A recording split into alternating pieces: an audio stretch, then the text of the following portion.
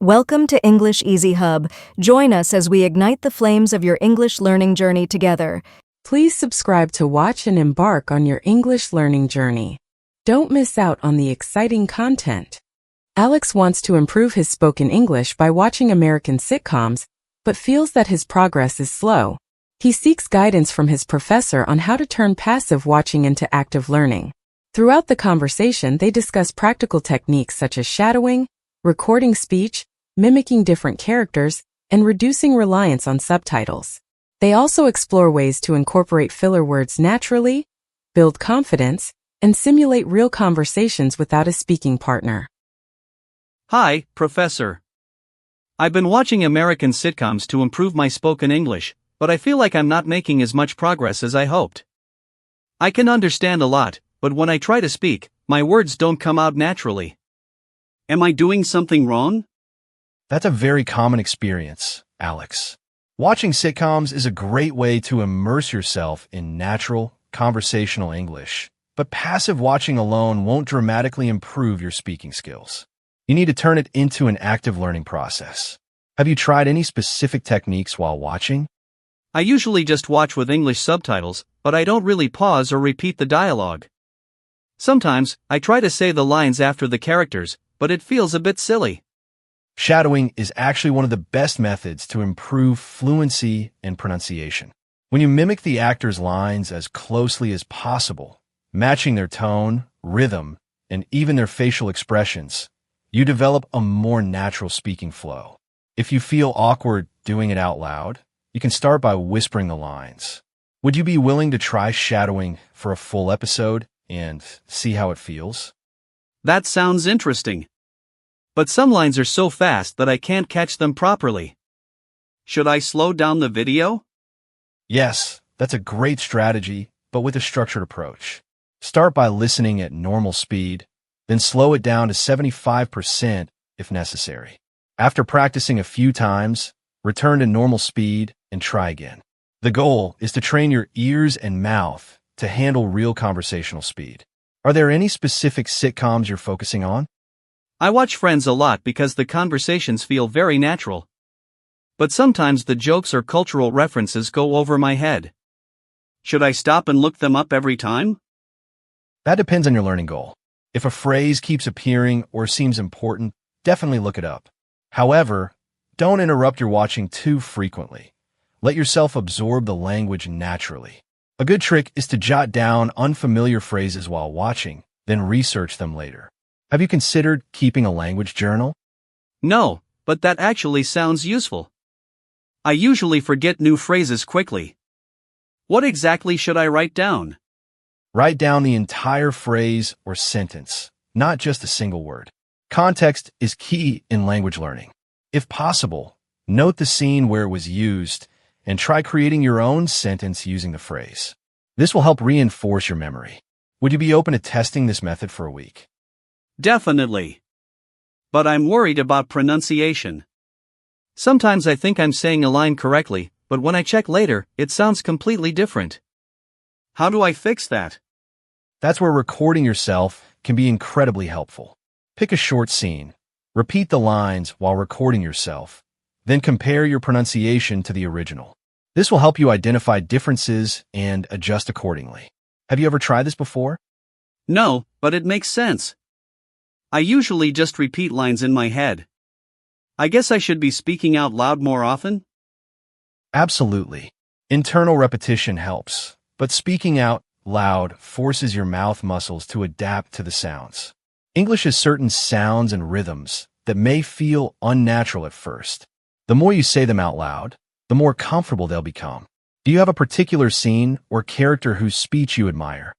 I really like Chandler's lines in Friends. His sarcastic tone is fun, and he speaks pretty fast. But I don't know if I should copy his way of speaking exactly. Chandler's sarcasm is great for understanding intonation and delivery, but be mindful. His speech style is exaggerated for comedic effect. It's useful to mimic him for practice, but in real conversations, a more natural tone works better. Try imitating different characters to expose yourself to various speaking styles. Have you noticed how Ross and Rachel speak differently from Chandler? Yeah.